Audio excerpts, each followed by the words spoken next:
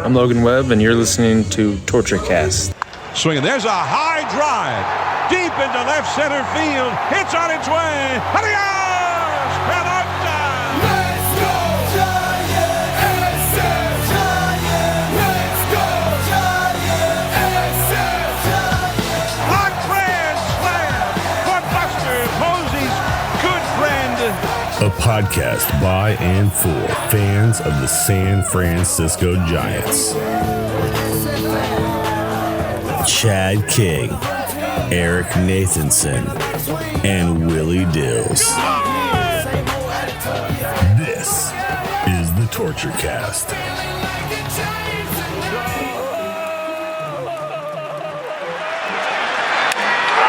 High drive to left. It is out of here.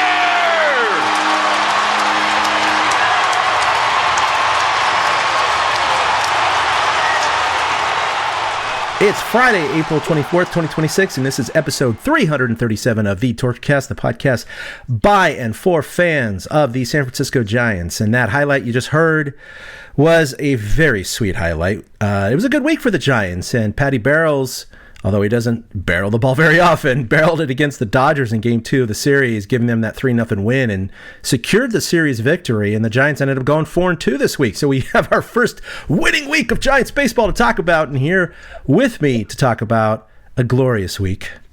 And we have to call it glorious. That's where we are. Glorious is 6-0 normally, but 4-2 we're going to take. Is Eric Nathanson. How you doing, buddy? I'm doing good. That Bailey swing keeps playing in my head. It was his sweetest swing all year long. The man should just hit righty. I mean, seriously. When he hits lefty, all he does is punch the ball the other way. So maybe he should start hitting righty. But I'm thrilled that the Giants took 2 out of 3 from L.A., thrilled that they took 2 out of 3 at Washington. I mean, obviously the Dodgers series is more important. But we got some spice to the season finally. You know, it doesn't feel like the Giants are plotting. We got some hope and some life. We have some life. I mean, the best team in the majors coming into that series, and their arch rivals. And you know, I did the series recap for the National Series, and I look back at what I said, and I still stand by it because the Giants were near the bottom of the league and the Dodgers are at the top of the league. But it was just kind of, and their home record is abysmal. And it was more just like, I hope they win one game, fellas. Everyone, please, just win one. Because 2 is just asking a whole lot. But they did it. They got 2. And, you know, I tweeted yesterday, before the game yesterday, I felt greedy and let's go for the sweep. And of course, that was the bad energy apparently I put out there because that did not happen. The Dodgers returned the shutout favor by the same score of 3-0 yesterday.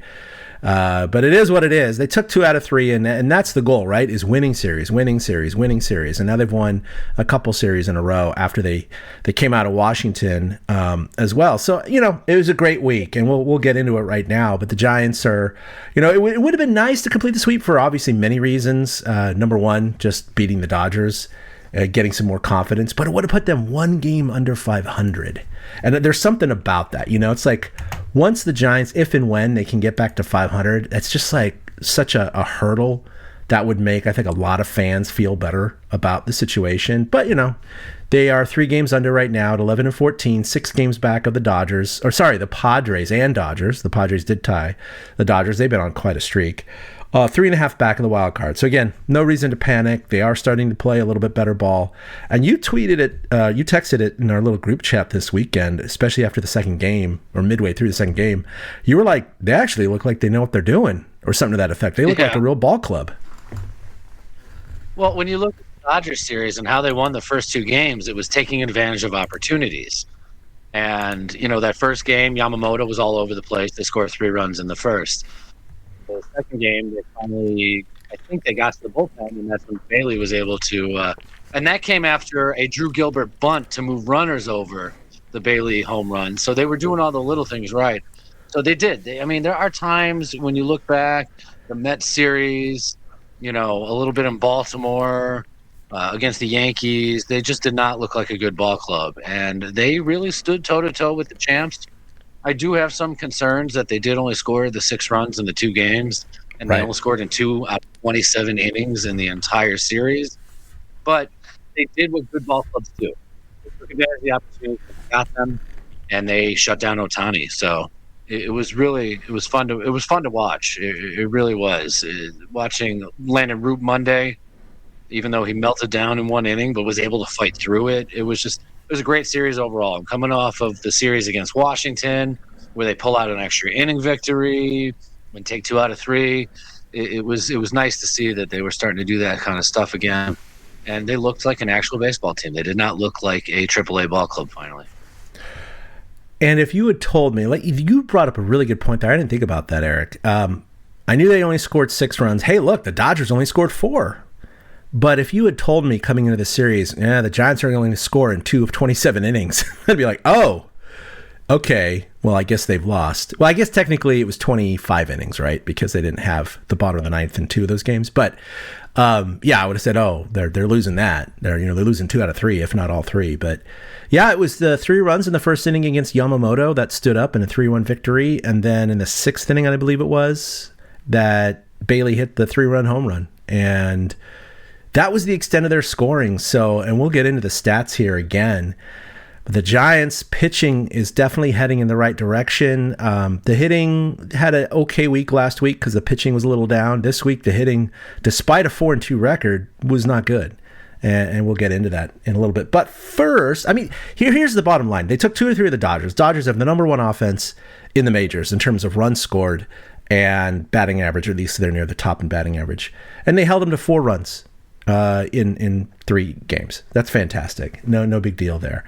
Webb struggled a little bit early in the game yesterday. He got no run support whatsoever, but he settled down and he ended up throwing 7 innings. So his reliable, horse-like stature is still there. He still has the stamina to do it, and he started figuring it out. But we'll get into him in a little bit as well. I wanted to bring up, because it is a rivalry, something that happened on Friday night, and that was kind of an interesting thing on both sides of the ball. One, you have Jung-Hoo Lee on first, and he's basically getting sent home on a single.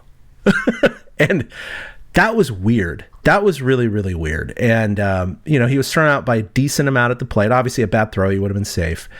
But Daulton Rushing was catching, and he bent his leg back a little bit on the slide, and he looked like he was hurt. And then when Daulton was coming off the field, it kind of went viral, but he basically looked back and, pardon my French, everyone, but we can do this on podcast. He said, fuck him. And that kind of went everywhere. And so before we get into what happened in yesterday's game, did that bother you? Because I read a lot of, there were some people who said, oh my God, what an asshole. He doesn't care. And other people were like, it's baseball. What are you going to do? Including Kruk. Yeah. But what did you think about it? That's why it didn't bother me. It is baseball. Seeing them be just as feisty about the rivalry as the Giants makes it fun. You remember a few years back when Max Muncy screamed at Bumgarner to go get the ball out of the ocean? I love that. That was great.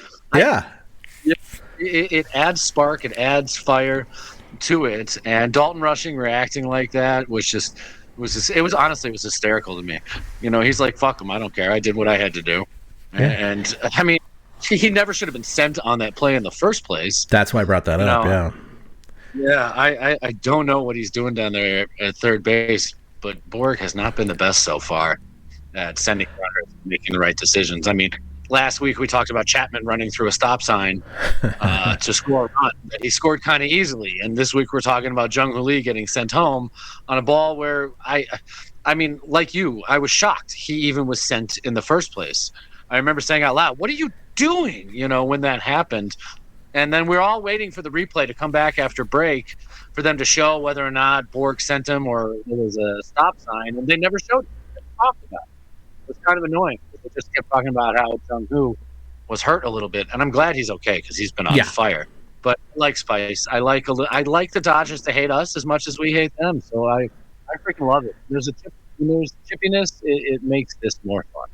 Yeah, I really didn't have a problem with it because, first of all, Daulton Rushing didn't do anything illegal or bad or questionable at the plate. He was doing his job.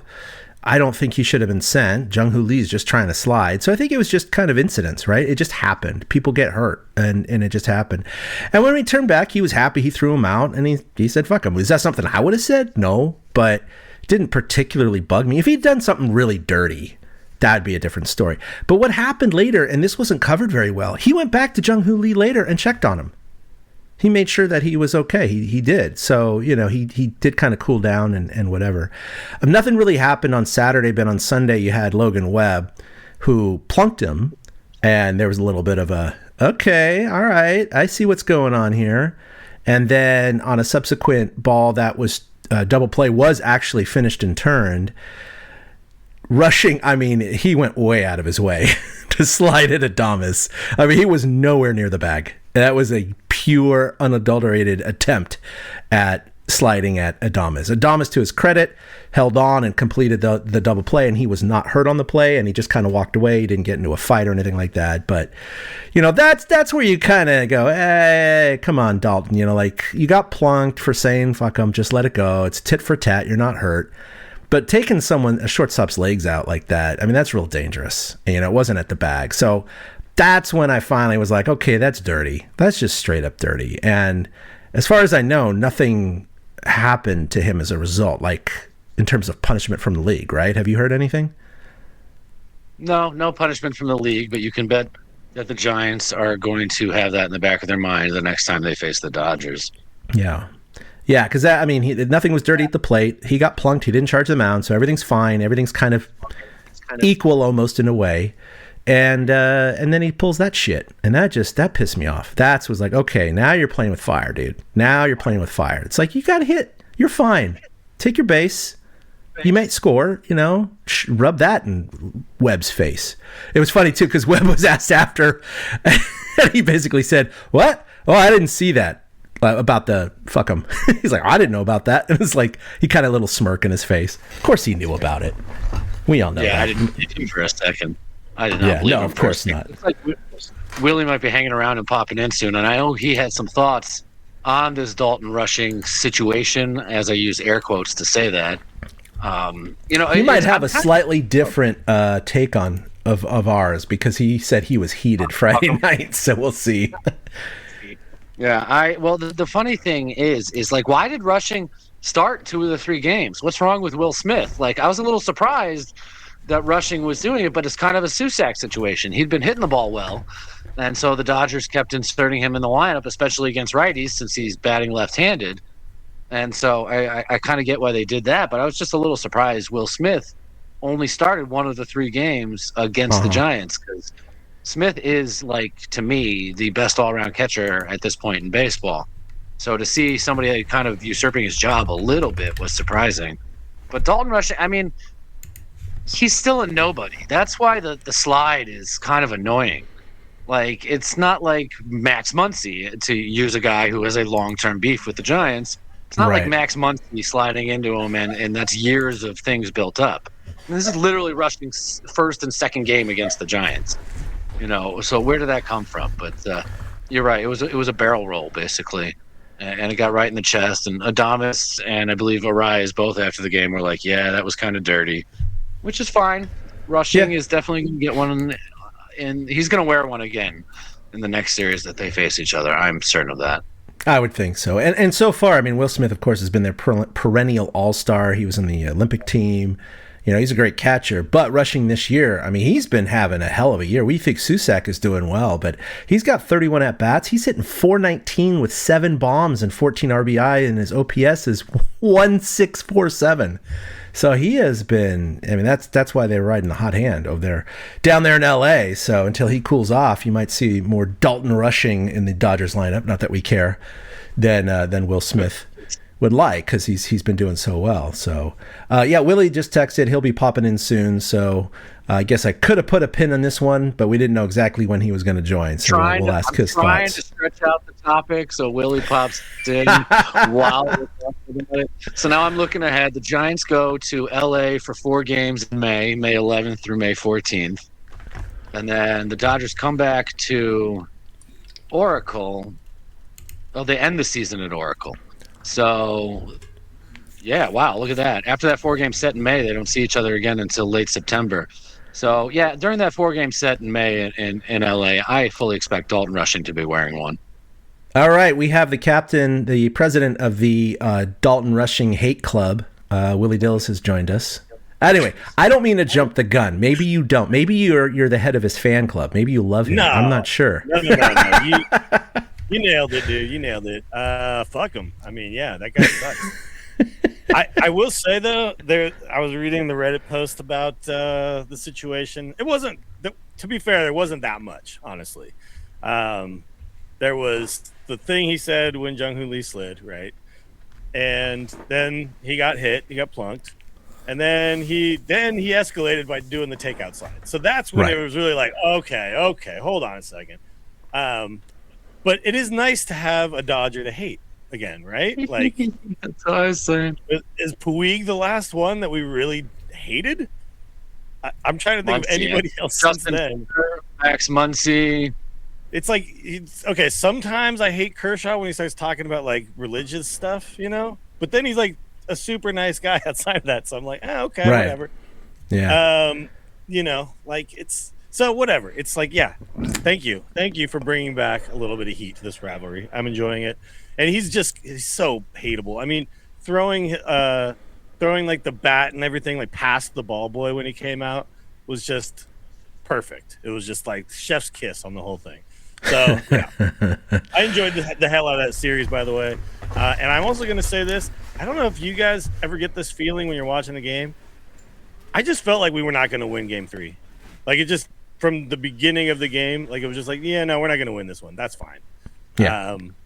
Like it's just after winning 2, then a day game after a night game, we don't have, we have Patrick Bailey trying to go again. Everything just felt like, yeah, no, it's just not going to happen this time. And I'm okay with it. Yeah, sometimes that happens. Go ahead, Eric. I was going to say they crap out at the end of series so far this year. They've played 8 series. They've only won the final game 3 times. And they have yet to complete a sweep when they've had the opportunity to. They had the opportunity against Washington. They had the opportunity against the Dodgers. And they had the opportunity against the Padres.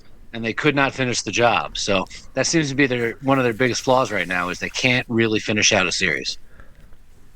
Yeah, and we started the show, Willie, kind of talking about, hey, look, we're going to take 2 out of 3. I was feeling greedy about, game 3. But sure. Eric also brought up the point that the Giants only scored in 2 out of the 25 innings they hit, and they won 2. That's pretty cool, man. But they held the Dodgers to 4 runs. Yeah, exactly. It was great. Yeah, and honestly, Webb looked pretty good. I mean, outside of like the one bad inning, right? Like he was battling out there. I see signs for him. I'm looking at the show notes now, and I'm seeing lots of numbers where you guys are really breaking this down, huh? He sucks at the beginning of the year, is what I'm gathering from all this. No, might as well talk about him now because I was going to bring it up. There's been some chatter, not like Webb sucks, we need to get rid of him, nothing like that, but concern, shall we say. Mm-hmm. And, we had already talked about this last week, that whenever you start a season poorly, it's a little bit more magnified because that's the sum of your stats. If you have a 5 ERA, you have a 5 ERA in that stretch, right? So I looked back at the last 2 years to see if Logan Webb had a similar shitty stretch of 6 games. And indeed he did last year. And I remember this. July through August, there was a 6-game stretch. So for example, right now, he's got 6 games this year, 37 innings. His ERA, he did actually drop it yesterday because he had a great, inning 4-5 at 6 and 7. He's lowered it to under 5. It's 4.86. But, coming in, it was above 5. Last year, during that 6-game stretch, 36 innings, 1 less inning, he had a 5.75 ERA, almost a full run more. And in 2024, through July and August, last year was June and July, he had a 33 innings and a 5.94 ERA. The difference is he went from a 2.62 ERA to 3.19, so no one really notices it too much. Last year, it was a 2.99 ERA. He had that bad streak, and it elevated it to a 3.49. Again, yeah, it's still all-star Webb. Hey, he's great. No one, So it's just, my point is, he's just having that bad streak at the beginning of the year, so his numbers are a little inflated. Now, that said, if he doesn't return to the old Webb and his numbers don't come down and we're at the all-star break, that's a different conversation. But as for now, I'm not too concerned about Webb. He was great in the World Baseball Classic. Like he highlighted yesterday, really these starts are coming down to like 1 or 2 bad pitches that really do the damage, and he's just got to get a little bit more consistent with that. But his velocity isn't down. His mechanics, he thinks, are okay. So I was, I had brief concerns, but kind of looking at this over the last couple of years, it's like, look, everyone goes through, a patch like this. I mean, hell, Shohei Ohtani had a 53 game on base streak that was snapped against the Giants, so I guess he sucks. Yeah, exactly. Yeah, like let's go ahead and just DFA Ohtani. But I'm looking at these numbers too, and here's another surprising little thing.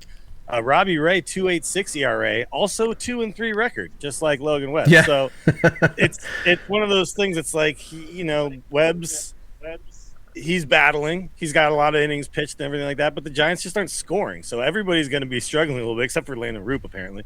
But everybody's going to be struggling to eke out wins and stuff like that. And giving up 3 in a game, the Giants should be in that game, right? Yeah, it's a quality start. Be like, we can't win this one. But clearly, like, we don't win unless we only give up 0 or 1. And that's, I think, right now the biggest issue is we're just not scoring in bunches. So all of our pitchers are out there just battling. And, I'm sure they don't feel comfortable, even with the lead, given what our bullpen's done. But our bullpen looked a lot better. I will say this, too. Our bullpen looked a lot better in this series against the Dodgers. I don't want to say we're back, but taking 2 out of 3 against the Dodgers is about as back as any team can be, right? Yeah, for sure. Yeah, I mean, I just am really, really worried about their offense. We had a brief glimpse last week of like, hey, maybe they're turning this around because they hit over 300 for the week. But their power still, I mean, talk about a power outage, right? They've been last in home runs the entire season. And at some point, you think they're going to run into a few more. But I just wanted to kind of go over this as well. Okay, Dodgers lead the league with 42 taters. Giants have 14.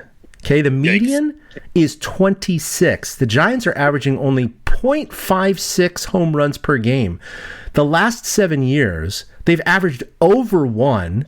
And in 2021, when they won 107 games, they had 1.49. It was almost 3 times as high. And only in 1975, 76, and 1980 were they worse than they are right now in terms of after the dead ball era. Because, you look in the 20s and everything's below that because no one hit home runs. The Dodgers have hit a home run every 20.2 at-bats. The Giants, every 60.1 at-bats. Think about that, guys. Years without hitting home runs right now, so it's bad. But I really think a lot of that comes down to, like, Devers is just struggling to start the season.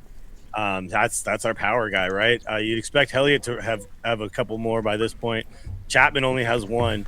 There's just a lot of guys who are capable who just aren't doing it at the moment. Yeah. So I'm not worried about that forever. What I'm mostly worried about is rallies. Like, we're just not, like, you get a guy on second and third or at first and second, you bunt them over. I was like, we're not going to score these runs. But Patrick Bailey comes up, you know what I mean? Luckily, Bailey took care of that, but that's not going to happen. But like, we play small ball and then I'm like, oh no, we just gave up an out. Like, this is now a 0-run inning. That's just how it feels right now. And I think that's just up and down the lineup. It's not any particular guy, but there's a few guys who are key who are just not getting it done, and then it just permeates throughout the entire rest of the lineup. Well, the crazy thing is the rallies, sustaining rallies, you need to mix some walks in there. They've only walked 47 times. That's 18 fewer than the next team in baseball. The Diamondbacks at 65. So that's going to kill you. That's if you're not taking walks, And I was like, oh, great, they're walking a lot, and they're not walking at all, and they're striking out a lot. No, they're not even striking out a lot. They've got the 3rd fewest strikeouts in baseball to go with the fewest amount of walks. So you would think that they would be keeping the line moving since they are putting the ball in play. But I think their lack of plate discipline is kind of killing them because they're swinging at bad pitches and putting bad pitches in play. And it's really, I'm with you. When he laid that bunt down, I was like, okay, maybe they can get 1 out of this. And then Bailey had the best swing in a year. So thankfully they were redeemed. Yeah, runs per, I mean, you guys talk about rallies, and it's 100% right.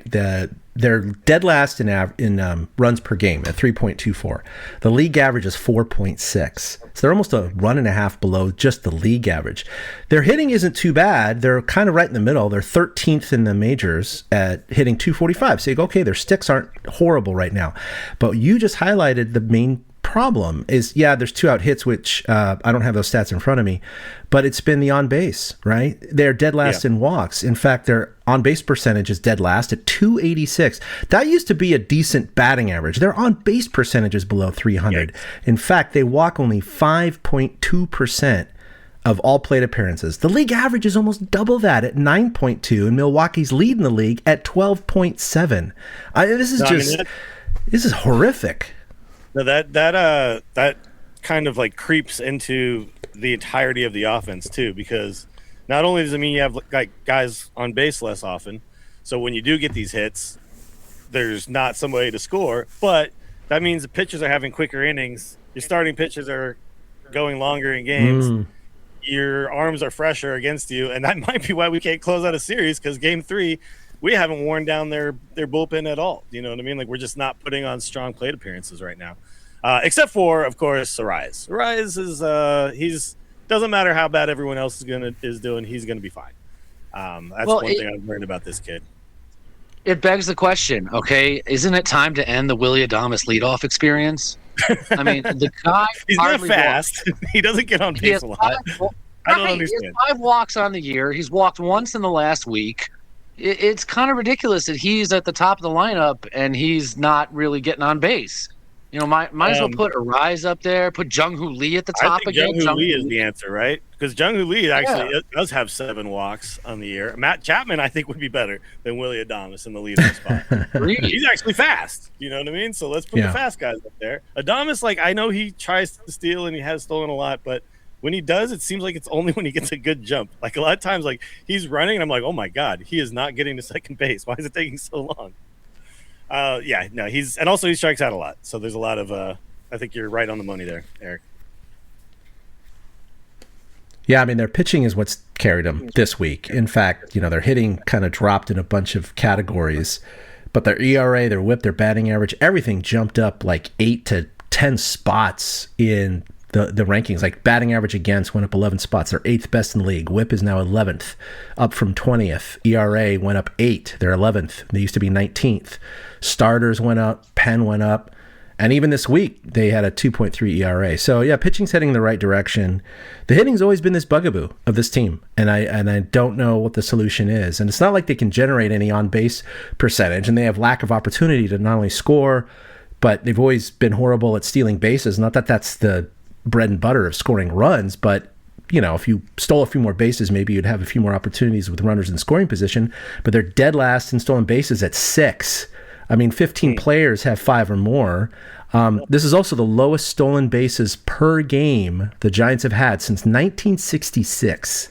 Again, I know we're only a month into the season, basically, but it's just this historically non-stealing team is even underperforming their average low stolen bases, right? They're running even less than they ever have before, and it's partially because they just don't run and they don't get anyone on base. Let me get this straight. So we don't hit home runs, we don't take walks, we don't steal bases. What do we do? That's exactly right. I mean, that you've summed it up, Willie. That's it. Well, I mean, the bullpen's gotten better. I mean, that Tuesday game was a great example of Tony V actually inserting himself into the game. It was the Landon Roop game, and the way he went to the bullpen, I wasn't thrilled that he went to Barucki in the 6th, but then he followed it lefty with lefty. He went then Gage, then Miller, and we're all like, why isn't Miller being saved for the 9th? But Tony V kind of did it in a way. The Dodgers had all these lefties stacked up in their lineup, so he just stayed with the lefties, and it worked out. Ryan Walker pitching a beautiful 9th inning. I mean, because if their pitching does not do anything while they're not hitting, I mean, we've seen the results. We saw the Yankee series. We saw the Mets series. That's what happens to them. So it's kind of a fine line to walk to have to depend on your bullpen that much, especially when the bullpen is not very good right now. No, the bullpen sucks. But we have a couple of bright spots, I would say. And I think Walker has proved that for him it's location, right? If he's locating his pitches, he's actually very, very good. When he's walking everybody, when he's walking the world, he sucks. So, and he's very inconsistent. So, but you're right. We can't rely on our bullpen shutting people down when we got 3 runs, and that's like we've maxed out at 3, basically. Right. That's why it's like all great and well that they beat the Dodgers, 2 out of 3 games, but they only scored in 2 innings. Every inning was a nail biter. It's like, let's not get anybody on base. I think the key to the whole Dodgers series is Shohei kept coming to the plate with nobody on base. And so the pitcher was able to work him. He came up in the first game with a runner on only once, and that's when he beat out the infield hit.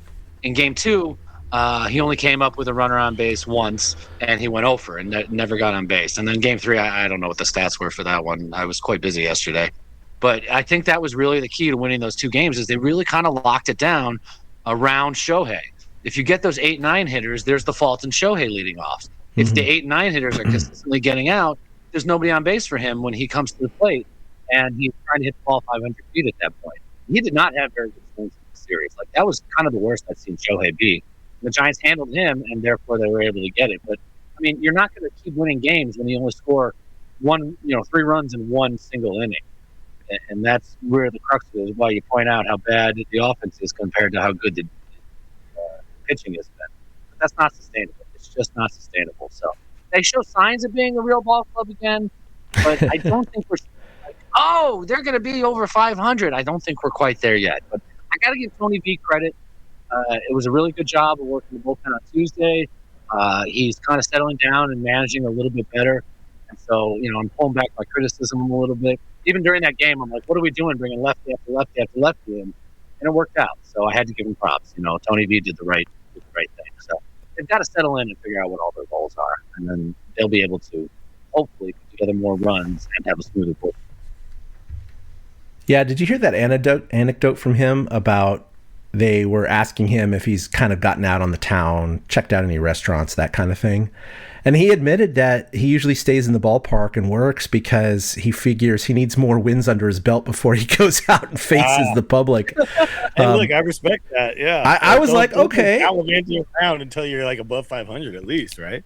But he said he finally, I should play the whole clip. I just don't have it in front of me, but it was actually kind of almost endearing. He kind of said, you know what? I always preach to my players, especially in college, don't be afraid, do this, do that. And he's like, I realized I was afraid. I was afraid to go out. So I finally said, okay, suck it up, Tony, go out. So I went out and, went to this restaurant or bar, and there were Giants fans there, and they recognized him, and they were really, really nice, and they weren't giving him any crap. And they said, hey, you should go check out Dave Chappelle. He's playing, tonight. And he was like, I don't know. No, that's all right. And he left, and he was going to go back home. And then he said, you know what? Screw it. I want to go out. And so he contacted a few people, got a ticket, went in, had a great time, actually met Dave Chappelle, shook his hand. And he ended up saying it was like one of the best nights he's had recently. So, he's starting to try and fit into San Francisco. But I get it. I mean, if you're a brand new manager and you know that you're kind of an original in the sense of like you've jumped the line a little bit, shall we say? Because there's been some people that are not very happy that he didn't, quote, pay his dues in the minor leagues or whatever it may be. And the fact that the Giants aren't playing well or hadn't up until the last couple of the series, he felt like, you know what? I need to be serious about this and not go out and, get berated or whatever and, be professional about this. But it's kind of cool. We're not New York. We're not Philadelphia. Yeah, exactly. San Francisco. It's not, we do not like boo our hometown guys. It takes quite a lot. No. So he's. I hope he realizes that. That's funny about the Dave Chappelle thing. When I used to work downtown, he used to do surprise secret shows all the time at the Punchline. Like he just wasn't on the bill. Yeah, he was at the Punchline again. Yeah. Okay, that makes sense. Yeah, that's like his spot. But like all of a sudden, it's like people are like the whispers would start happening, and then next thing you know, there's like a line around the door. It was like kind of a legendary thing. And then you do the thing where he stays on stage until like 4 a.m. The audience is like trapped. It's actually pretty funny. I want to bring something up real quick because you were talking about Ohtani and us keeping him down, and there's a couple of posts recently that I noticed where people are a little bit salty about the Ohtani rule. I was reading the same thing. And stay in the game. What do you guys think about that? Well, so the main crux of the argument that most people have in terms of, they call this the Ohtani rule, but yes, in theory, it can benefit any team. But the reality is there is no other Ohtani in the major leagues. So it's only a rule that benefits the Dodgers right now. And it benefits them in a number of ways. Number one is you have 14 pitchers on the roster. Yes. So you have depth, and that's the number one right there, right? Others carry 12 or 13, but they get the extra pitcher. So that's the huge one right there. And then second, of course, he gets more time in between innings to warm up and to get ready. And those are minor things as far as I'm concerned. That's not necessarily an Ohtani thing, right? Just it happens he's on base more often than other pitchers, which is at all nowadays. Yeah. But Yeah, back in the day, if you were on base, and then you were supposed to come back out and pitch, like they would give you that time. Yeah, So exactly. That's why I'm not worried about that one. Yeah. By the way, can we bring back the jacket? Can Ohtani start putting the jacket on when he gets on base? Especially the satin starter jacket. That'd be great.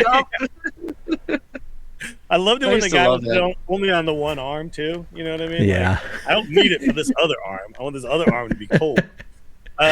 So I mean, I was thinking about it, and I think my issue is, I mean, I do think the days he pitches, I think when he comes out of the game, he should come out of the game. I think other than that, I don't really give a crap. That's the one thing where I'm like, a ball player comes out of the game, he came out of the game. Do you know what I mean? Like, there's no other position where you'd be like, oh, like we pinch hit for this guy, but we're gonna let him keep fielding. Do you know what I mean? Like that's the only thing to me that I'm like, I don't know about that one. The 14 pitchers, we can't really get around that because you're right, he is special. He's different. Any team could have a two-way guy if they wanted. I just think like in the game, when you take him out, he should be out of the game. I don't know. Yeah, I don't mind the Ohtani rule. There's going to be another guy that comes along that is the same kind of mold. Right. So, having kind of a template in place now will make it easier for that down the way. And let's be fair. If a guy can pitch and hit that well, his team kind of deserves to have an advantage in my mind because he is that advantage. Yeah. And so if they have to carry one extra pitcher because this is what Ohtani does, I'm totally good with that. It's the privilege of being as special as he is, and I don't mind fostering that. I mean, it sucks that he's a Dodger, but I don't. Well, so I don't mind it at all. Originally, this rule was created when he was an Angel, right? Nobody gave a crap because the Angels were bad. But to me, it's like there's certain things like to me that bothers me. Like we already have the designated hitter, and like that's kind of pushing it to me a little bit. And I'm like, whatever. I'm fine with it. I do understand it's more fun to watch hitters hit. But also, like, it kind of sucks that some guy can really be bad at baseball and he can still play baseball professionally. You know what I mean? Like, there's a little bit of a dichotomy there that's weird to me that I don't like.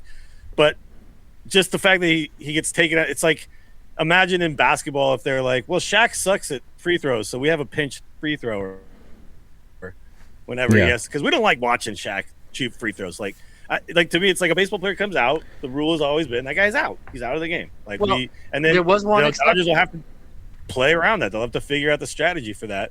Like, do we not have Ohtani ever start? Do we just use him as like a reliever, where we can like move him from DH into the pitcher spot or something like that? I don't know. It's very strange to me that that's the one thing that to me like is like totally different than the rest of baseball. But I don't know. I'm not going to make a big stink out of it. The Dodgers are going to be good regardless. Yeah, what they typically do is the pitcher slot when he's pitching takes up the DH slot, right? So when he comes out of pitching, it's just still the DH slot, and he doesn't go on the field. But I mean, Roberts has already said that he's going to be hitting less.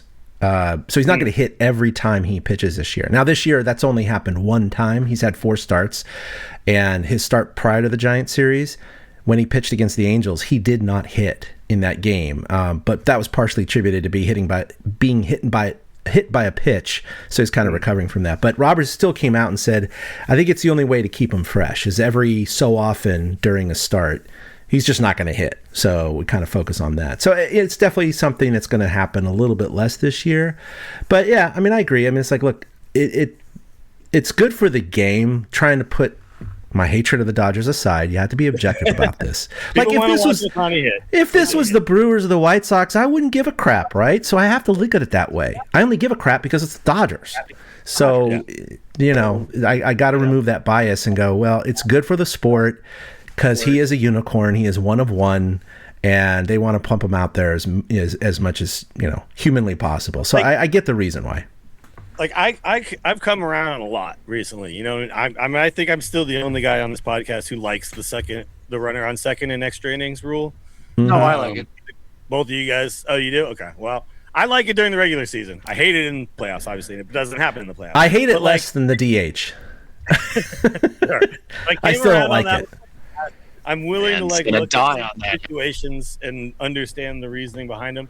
Just the one thing. It's that he starts the game and he gets to hit, and then he comes out of the game and he still gets to hit. That's the only thing that bothers me, because Yeah. if you can apply that, like, you'd be like, start applying that to anybody, right? Like, we replace Susak for Bailey later in the game because we want his defense, but we're like, but Susak couldn't still hit though. Like, that would be weird, right? But for some reason, we're gonna do that with the pitcher spot. I don't know. Yeah, That's the one thing that bothers me. It's different. Yeah, I mean, kind of screw the old National League rules. You take the pitcher out, and you got to put in a new. Got to do a double switch or pinch run or pinch hit for him. So I was watching a YouTube video showing all the times in history where like a pitcher had to play in the field. So it doesn't happen that, like, you get position players pitching all the time in blowouts, right?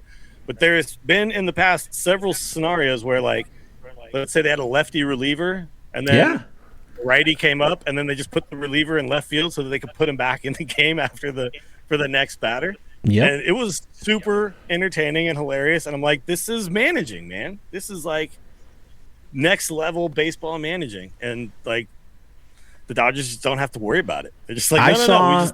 It's funny you bring that up, because I just this last week, because YouTube algorithm with baseball, I had a video where it was pitchers being athletes in the field, and it was exactly those scenarios. It was when a pitcher had been temporarily put in another position for a righty-righty matchup or a lefty-lefty matchup, and the ball was actually hit to them, and they actually had to perform very well. And these aren't routine like pop-ups. These were like pitchers who were diving or throwing a runner out at second or the home plate. They were pretty cool to watch the pitchers do that. I loved it. Yeah, like this is the stuff in sport that, like, you take away when you make the DH both leagues, and you take away when you go, Ohtani doesn't have to come out of the game. Like, I like the little idiosyncrasies of managing and how to figure out how to play with what you got. You know what I mean? Mm-hmm. And the Dodgers just Dave Roberts. Look, he's not the smartest man alive. We all know that. He's been given quite a few tools to work with, and he makes it work. But like, he just doesn't have to think through these scenarios. It kind of sucks. Yeah. And on a side note, I highly recommend everyone take a look at John Boy's recent video this week. You can probably just Google it or whatever, where he analyzes how the Yankees and I think it was the Brewers have been nailed for a balk this season because the first baseman was a little too far off the bag on a pickoff play and wouldn't go back to first base. Yeah. But he goes through this history of overlays with how the Yankees and Andy Pettitte were doing it a lot back in the 2000s. It was a very common thing. And they weren't called balks back then as much. And so anyway, it's really interesting. And the league has admitted to not communicating their preference to the umpires of needing to go back to the base. They can't just stand there and catch the ball. It's a really entertaining video, and it kind of breaks down a lot of the mental games that teams can play with a first baseman in the pickoff right now. But kind of cool. It's an interesting thing too, because I was watching that video as well, and to me, I kind of was like, why do we have this rule? Like, I don't know, let them deke whatever. If you're on first base, it's your responsibility not to get picked off, in my opinion. Yeah. Right?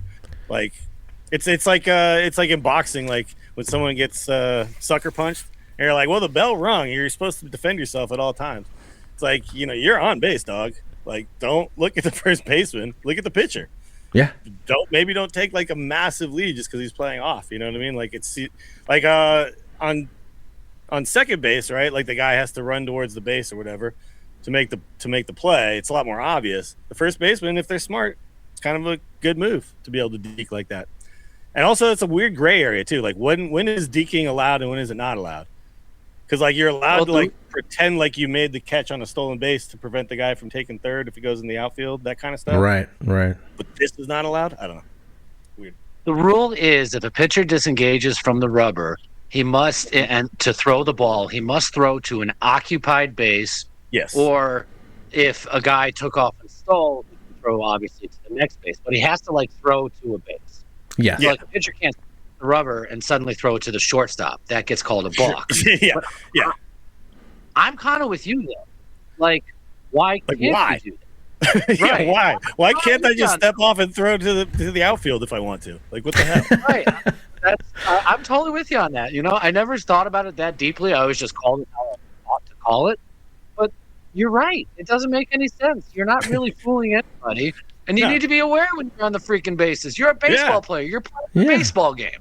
Yeah, you're in a baseball game, dog. If you get picked off, I think that's on you, man. Like they pulled off an effective move. So it's just one of those things. It's like, why at some point somebody thought this was like a thing that needed to be put in the rule book, and now looking back, it's like, well, we don't need that, do we?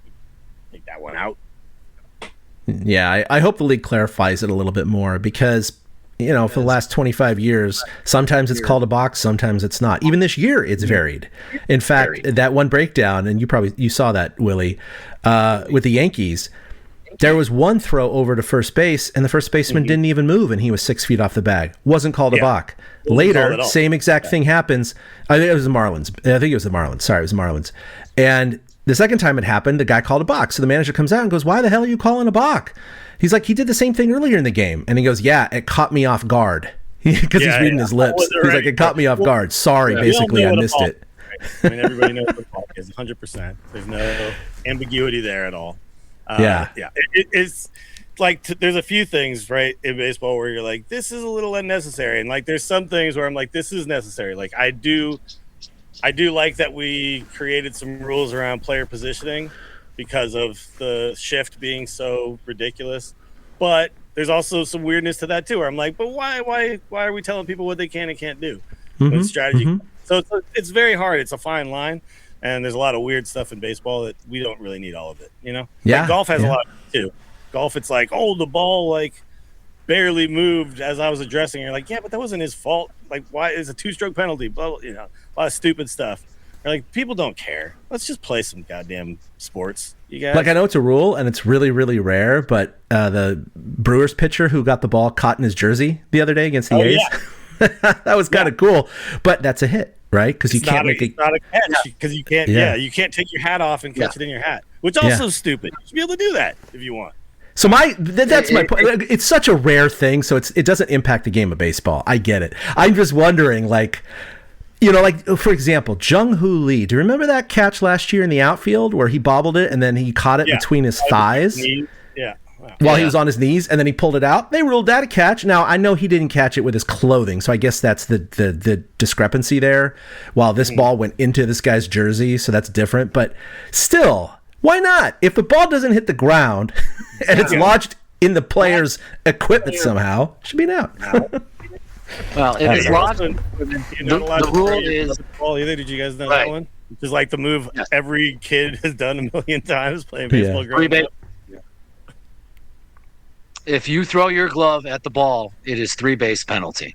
Yeah. So if you're an outfielder, automatic triple. You're an outfielder running after a ball and you throw your glove at the ball, the batter is automatically awarded 3 bases. If a ball gets lodged in equipment, which is kind of what happened on the other one, the rule is it's kind of the umpire's discretion, and in that situation, he would award 1 base. But there are instances where they can award 2 bases, like if you do take off your cap and use that to make the play, or some other piece of clothing to do it. But just getting lodged in the clothing, it's the umpire's discretion to be 1 or 2 bases. And in that scenario, I believe they only awarded 1 base because there was the possibility that there was just going to be a double play on that ball anyways. And it didn't look like the runners were going to be like rounding the bases. But if you do something, the umpire can use their discretion and award more bases. But the throwing your glove at it, automatic 3 bases. If your glove touches the ball. If you throw your glove at the ball and you miss, well, then there's no penalty. You just look like a jackass. That's the penalty. So that's interesting. 3 bases that seems like pretty. I mean, who came up with that penalty? Because, like, if the ball bounces over the fence, that's only 2 bases, right? But you throw your glove, that's a triple? Well, it's an intentional, willful act. And so it goes against the whole point of the sport, basically. And I believe that's why they made it such a harsh penalty. Because that rule's been in place forever. I've known that rule since I was 10 years old. And that was the first year I started umpiring. And and it's because it's a willful act. It's because it's done intentionally. And if, the ball bounces over the thing, that's a ground rule. That's not a specific player type rule. So that's why there's the difference in there. Yeah. They're What are you really doing they want to willfully penalize trying you to hard. win? That's crazy. Exactly. Right.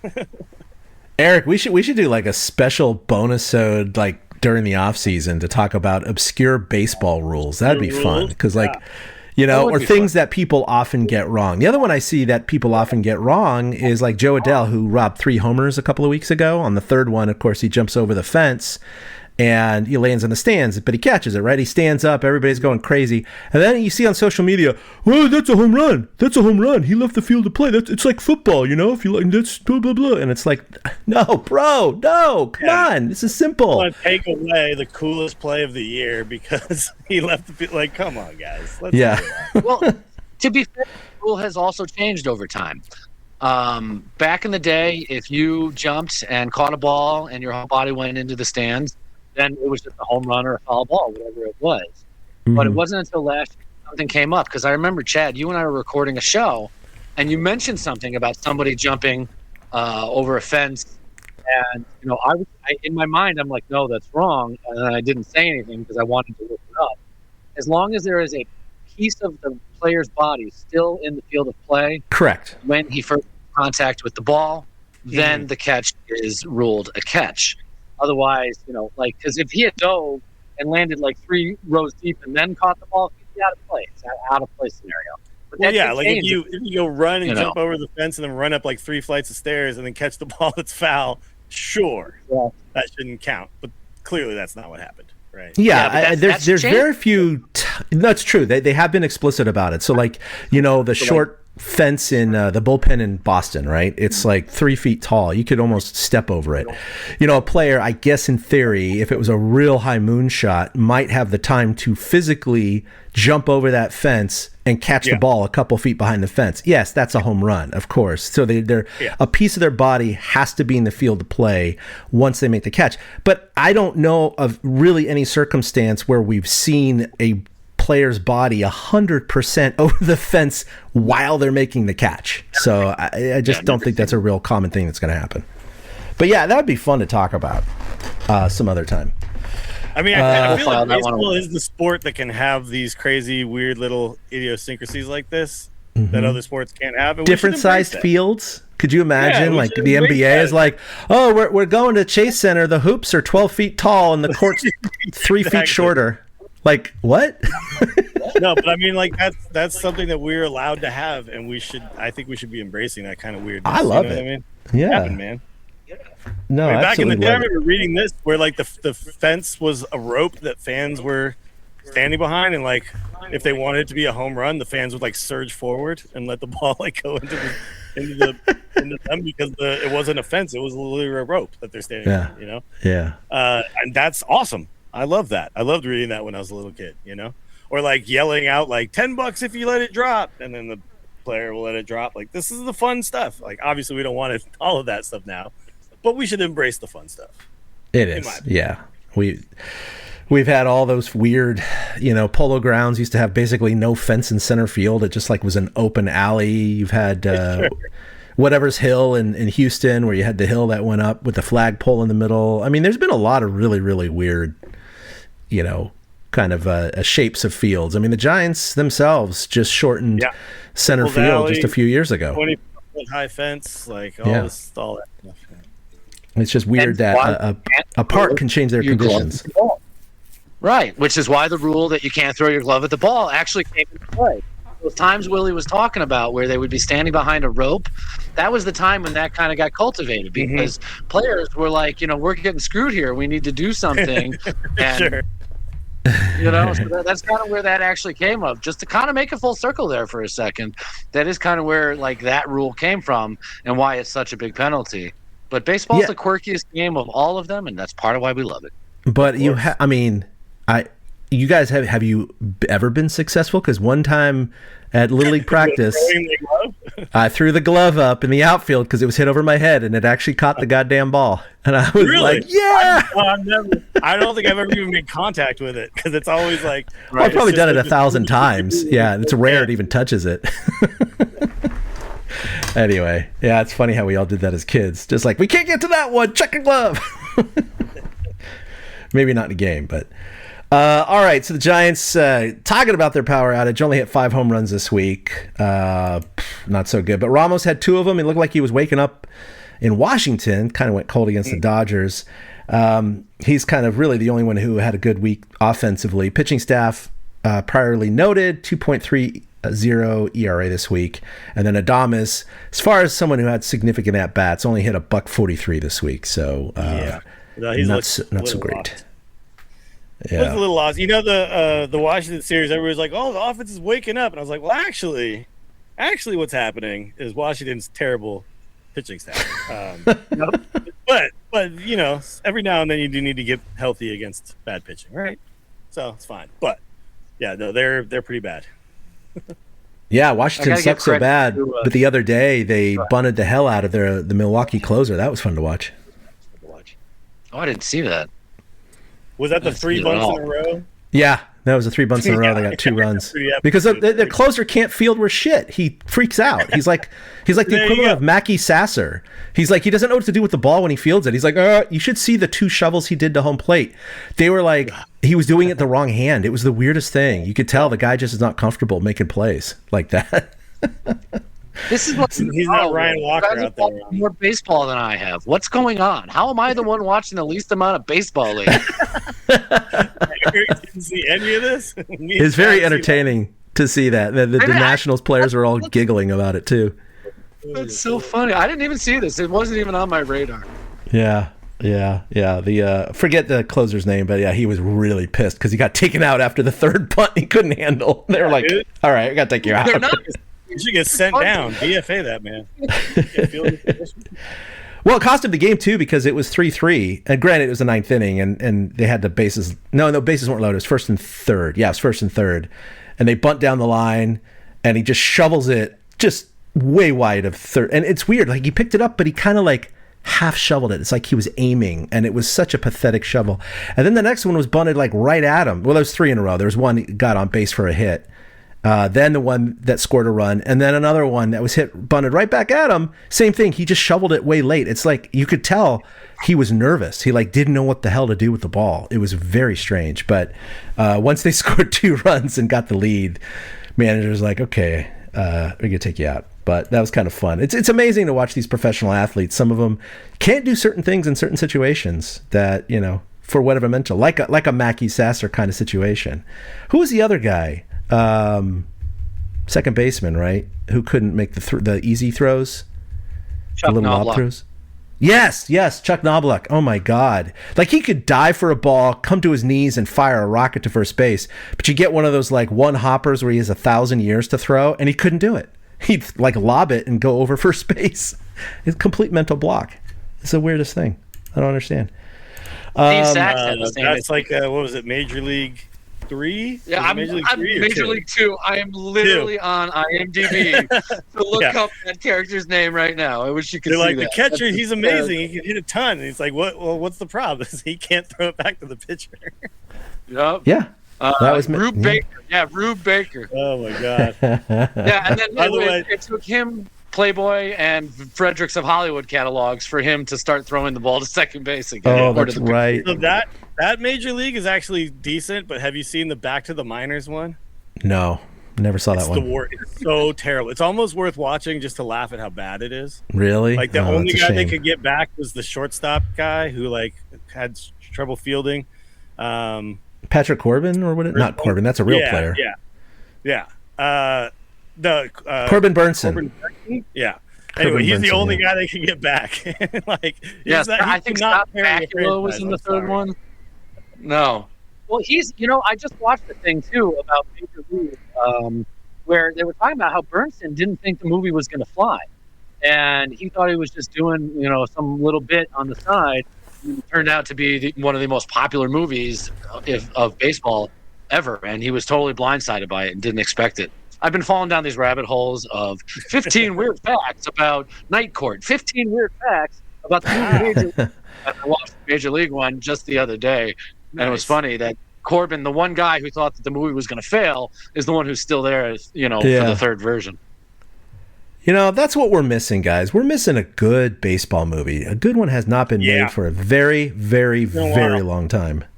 There was a Yeah. period there in like the '90s. It felt like you got like another classic every year, you know. And like I Mm-hmm. can't even think of the last one.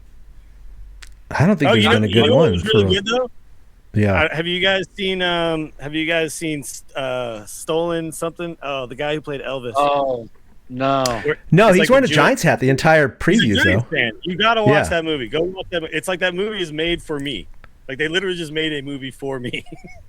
It's actually quite good. It's like called Caught Stealing. Yeah, something like Caught that. Yeah. Stealing. Highly recommended. I'm not gonna spoil what is amazing, but you guys will catch it like almost instantly. It's like the first 5 minutes. You're like, yes. I love Oh, this okay. movie. That's cool. Yeah, I just know he wears a Giants hat like the entire set of previews. It's He's pretty a huge crazy. Giants fan. That's part of his character. Yeah. Yeah, exactly. I wanted to watch it, and then you just kind of forget. The other day, though, Kruk and Kipe, they flashed to somebody in the crowd wearing a Kakemba's jersey. Now, if you have seen the movie Hardball, you know that that's the name of the team in the movie Hardball with Keanu Reeves. Kruk and Kipe had no idea. They were like, what?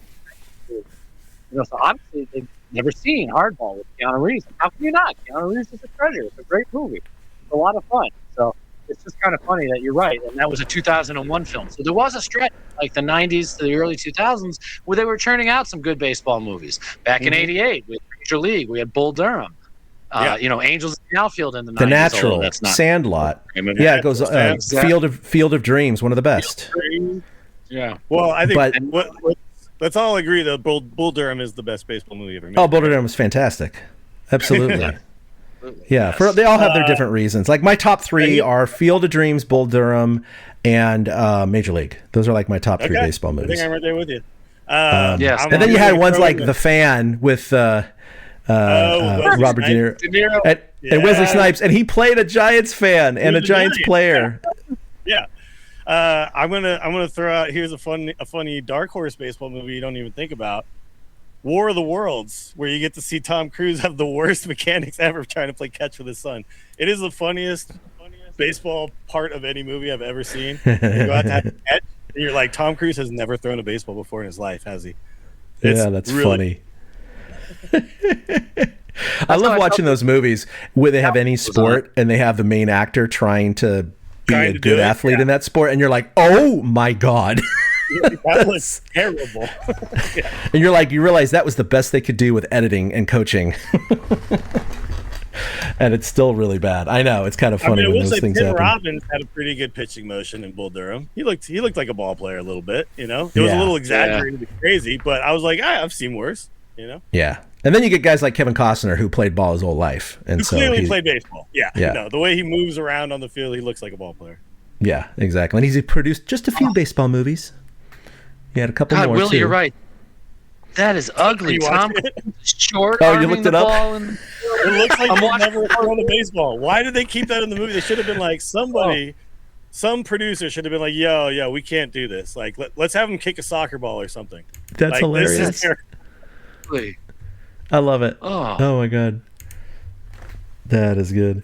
All right. There's Well, another unfortunately, watch. the Giants did have a little bit of injury this week. It was Daniel Susak. We were just getting all up in his business and how good he was doing. He has a little right elbow ulnar neuritis. He went on the IL April 21st, retroactive to the 20th. He's expected to return in May, so 2 to 3 weeks or so. Hopefully he'll get back. In his place, they called up Eric Haas.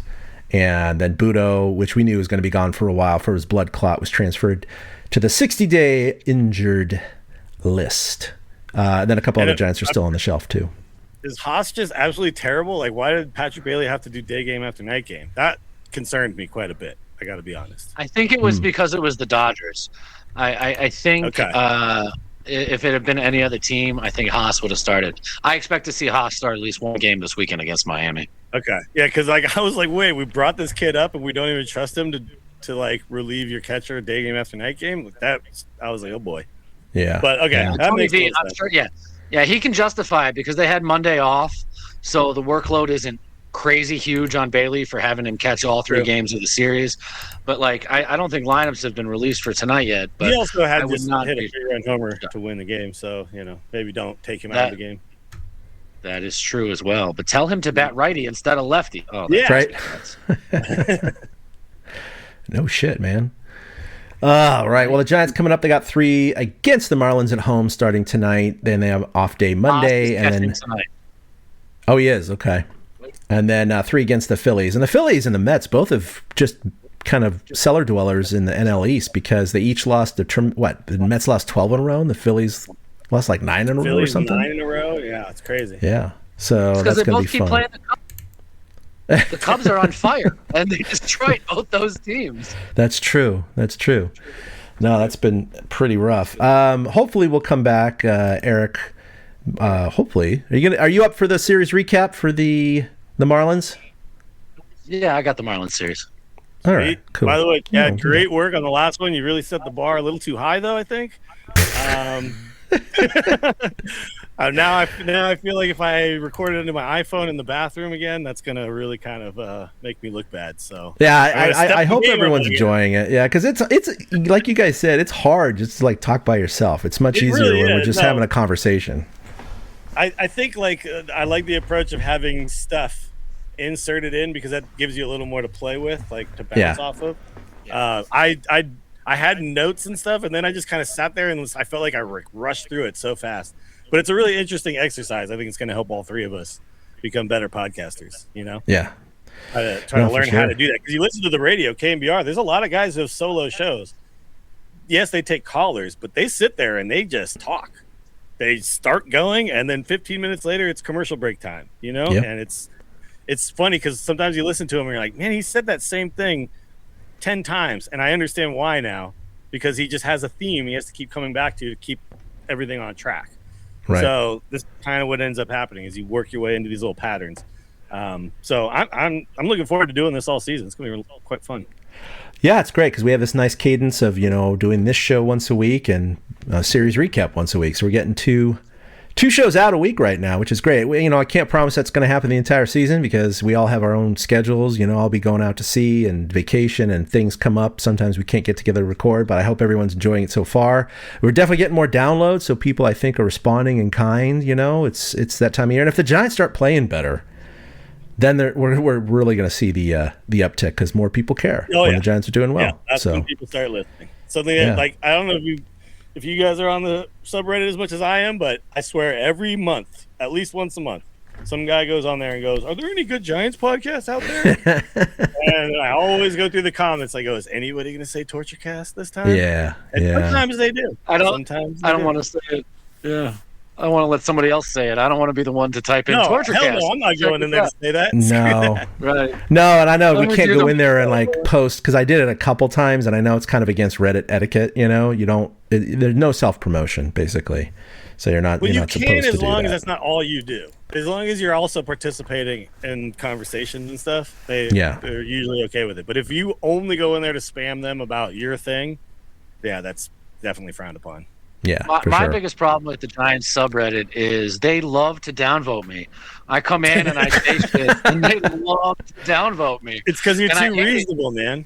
You say a reasonable thing, then all the doomers and gloomers woodwork to say. Happens all the time. They're like they only remember the last at bat of every player. Get this reasonable take out of here. I mean, I love how people are like Santiago Casilla is the worst closer in the history of baseball, and they ignore that he had 3 or so straight seasons under 2 ERA. They don't remember any of that. They just remember at the very end when he blew one save that they watched. Yeah, it's like my kids. Every time I get up, I stub my toe. No, not every day. No, just that one. You did this morning. That's it. It's all good. All right, that's going to do it for episode 337. Hell yeah. You can follow us collectively. I know we're getting up there, man. We're getting up there, boys.